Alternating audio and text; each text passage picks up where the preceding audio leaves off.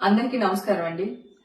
గతంలో ఎలా అయితే నా మీద పాజిటివ్ వచ్చిందని ఛానల్ వాళ్ళు, మీడియా వాళ్ళు అండ్ యూట్యూబ్ ఛానల్స్ వాళ్ళు ఎలా అయితే ప్రచారం చేశారో అదే పాత న్యూస్ ని తీసుకుని వచ్చి మళ్ళీ టెలికాస్ట్ చేస్తున్నారు. పాజిటివ్ వచ్చింది అని చెప్పి. ఇంకా చార్జ్ షీట్ నేనే చూడలేదండి. ఇంకా చార్జ్ షీట్ నా చేతికే రాలేదు. సో అలాంటిది మీ చేతికి ఎలా వచ్చింది? మీరు ఇలాంటి న్యూస్ ఎందుకు స్ప్రెడ్ చేస్తున్నారో నాకు అర్థం కావట్లేదు. నేను చాలా ప్రయత్నిస్తున్నాను. ఈ మధ్య కాలంలో ఎన్టీవీలో మళ్ళీ న్యూస్ యథావిధిగా చేస్తున్నారు. ఎన్టీవీతో నాకున్న ప్రాబ్లం ఏంటంటే అక్కడ క్రైమ్ రిపోర్టరు రమేష్ వైట్లా అని చెప్పి ఆయన ఉన్నారు. లాస్ట్ టైం కూడా పుడింగ్ ఎలిమెంట్ విషయంలో కూడా ఇట్లానే రాంగ్ న్యూస్ వేశాడు అతను. నేను ఎన్టీవీకి వెళ్ళాను, అక్కడ ఎవరు లేరండి, చౌదరి గారు రాలేదన్నారు. సరే అండి అని చెప్పి అతని నెంబర్ తీసుకుని ఆయనకి ఫోన్ చేశారు, రమేష్ వైట్లకి ఫోన్ చేసి, ఏమండి నేను లేను అక్కడ, నా న్యూస్ వేయకండి ప్లీజ్, నా పేరు తీసేయండి అన్నా. మాకు పోలీసులు ఇచ్చారు, మేమెందుకు తీయాలని కొంచెం గట్టిగానే అరిచాడు ఆయన.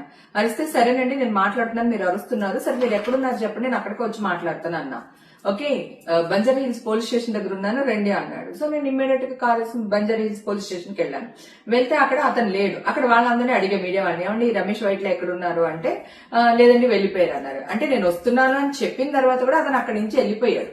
ఓకే, తర్వాత నేను అక్కడ అరిచాను, ఎట్లా ఎన్టీవీ వాడు న్యూస్ వేస్తాడు నా పైన, నేను అక్కడ లేనని చెప్పేసి అడగడం జరిగింది. అది మీ అందరికీ తెలుసు. ఇప్పుడు కూడా అదే విధంగా మొన్న ఒక అతను ఫోన్ చేశాడు, ఎక్కడి నుంచి, ఎన్టీవీ నుంచి మాట్లాడుతున్నామండి, రమేష్ వైట్ల గారు మీకు ఫోన్ చేయమన్నా, నేను వాళ్ళ అసిస్టెంట్ ని అని అన్నాడు. ఓకే ఏంటమ్మా అని అడిగా. అడిగితే అదే మేడం ఏంటి విశేషాలు, ఏంటి ఈ న్యూస్ గురించి మాట్లాడదామని ఫోన్ చేశానంటే నేనన్నా, ఇప్పుడు వరకు నన్ను అడిగి న్యూస్ వేసారా, మీ ఇష్టం వచ్చినట్టే వేస్తున్నారు కదా, నాకైతే నేను తీయించుకున్నది నెగిటివ్ వచ్చింది, అక్కడ కూడా నెగిటివ్ వచ్చింది, అయినా మీకు కోటిది వద్దు నాది వద్దు, నేనే మీ దగ్గర వస్తాను ఎన్టీవీకి, మీరు నా టెస్టులు చేయించండి, చేపిస్తే ఒకవేళ పాజిటివ్ వచ్చింది అనుకోండి మీ కాల్ పట్టుకుని క్షమాపణ అడుగుతాను, అదే నెగిటివ్ వచ్చింది అనుకోండి మీరేం చేస్తారో చెప్పండి అని చెప్పి నేను గట్టిగానే మాట్లాడానండి అతనితో. మాట్లాడితే అది కాదు మేడం, ఇది కాదు మేడం అని చెప్పేసి అతను ఫోన్ పెట్టేశారు. ఓకే, ఇమ్మీడియట్ గా నేను ఛాలెంజ్ చేయగానే ఛాలెంజ్ యాక్సెప్ట్ చేయకుండా పెట్టేశారు. కట్ చేస్తే మళ్ళీ సేమ్ హేమకి డ్రగ్స్ తీసుకుంది, దానికి ఇవి వచ్చింది, మళ్ళీ పాజిటివ్ వచ్చింది అనే వేస్తున్నారు. నేను ఎన్టీవీ చౌదరి గారు నమస్తే అండి, లాస్ట్ టైం కూడా మిమ్మల్ని కలవడానికి వచ్చాను, నాకు కుదరలేదు సార్, నేను మీకు కోర్టు వద్దు, నా టెస్టులు కూడా వద్దు సార్, ఎవరిని నమ్మదు, కోర్టులో వచ్చింది కూడా నమ్మకండి, నన్ను కూడా నమ్మకండి, నేను మీ దగ్గరికి వస్తాను చౌదరి గారు, మీరు నాకు టెస్టులు చెప్పించండి.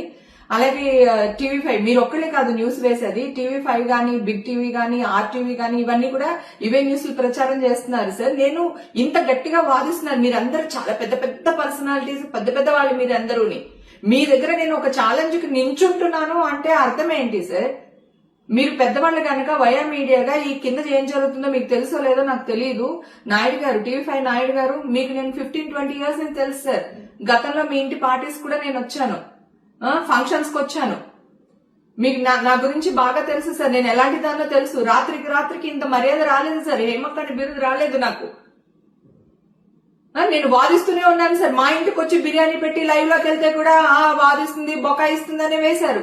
నా టెస్ట్లే లేవండి, నేను ఇప్పుడే ఇస్తున్నాను, మీరు ఎలాగ నెగిటివ్ వచ్చింది పాజిటివ్ వచ్చింది అని వేస్తున్నారు అని అడిగితే ఓవర్ యాక్టింగ్ చేస్తున్నా హేమాని ప్రచారం చేశారు సార్ మీరు. అలాగే రవిప్రకాష్ గారు, మీరు కూడా నాకు చాలా చోట్ల కనిపించారు, చాలా పార్టీస్ లో మనం కలిసాం, డిమానిటేషన్ టైంలో కూడా కలిసాం, నేనేంటో మీకు తెలియదా? అలాగే టీవీ5 యాంకర్స్, ప్రముఖ యాంకర్స్ తో కూడా నేను పార్టీస్ చేశాను, బర్త్డే పార్టీస్ కి అటెండ్ చేశాము, మన సంగీతకి అదే అటెండ్ చేశాము, నేనేంటో మీకు తెలియదా సార్?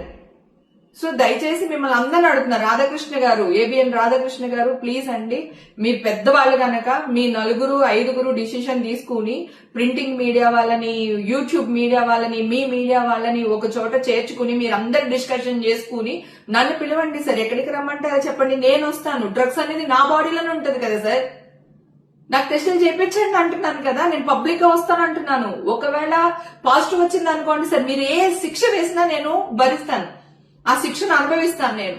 సరే నాకు నెగిటివ్ వచ్చింది అనుకోండి సార్, మీ పెద్దలందరూ కలిసి ఏం చేస్తారో మీరే నిర్ణయం తీసుకోండి సార్. ఆల్రెడీ ఫిలిం న్యూస్ వాళ్ళందరికీ నేను ఫోన్ చేశాను, నేను ఫిలిం రిపోర్టర్లందరికీ ఫోన్లు చేశాను, వాళ్ళ అసోసియేషన్ కింద ఒకటి ఫామ్ అయి ఉంది కదా, వాళ్ళకి ఫోన్లు చేశాను నేను.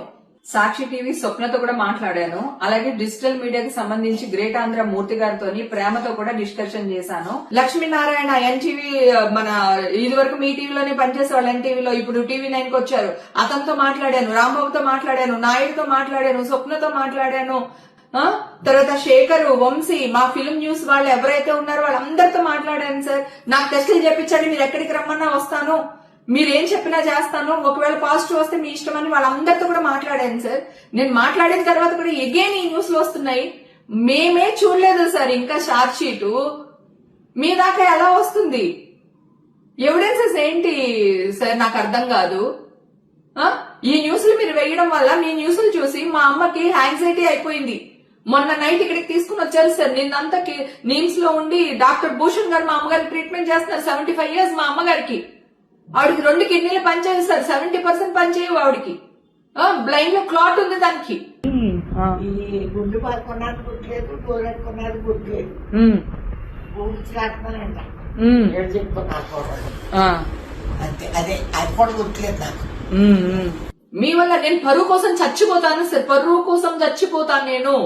నా ఫ్యామిలీ తలదించుకునే పని ఈ రోజు వరకు చేయలేదు. నా ఇండస్ట్రీ నా వల్ల తలదించుకునే పని ఏ రోజు చేయలేదు సార్. ఈ రోజు కూడా చెయ్యను, గతంలో చేయలేదు, ఫ్యూచర్ లో చెయ్యను సార్. దయచేసి దండం పెడుతున్నాను మీకు. దయచేసి మీ పెద్దవాళ్ళందరూ రాధాకృష్ణ గారితో సహా, నాయుడు గారు, రాధాకృష్ణ గారు, ఎన్టీవీ చౌదరి గారు, మీరందరూ కలిపి ఒక డిసిషన్ తీసుకుని నన్ను ఒక 2-3 రోజుల్లో మీ దగ్గరికి పిలవండి సార్. పిలిచి నాకు టెస్టులు చేయించండి. కోర్టు వద్దు, ఏమొద్దు, మీరు టెస్టులు చెప్పించండి. నేను రెడీగా ఉన్నాను. నేను మీకు అందరికీ సారీ చెప్తాను సార్. మీరు ఏ శిక్ష చేసినా అనుభవిస్తాను. అలాగే నాకు నెగిటివ్ వస్తే నాకేం న్యాయం చేస్తారో చెయ్యమని అడుగుతున్నాను సార్ నేను. Thank you sir.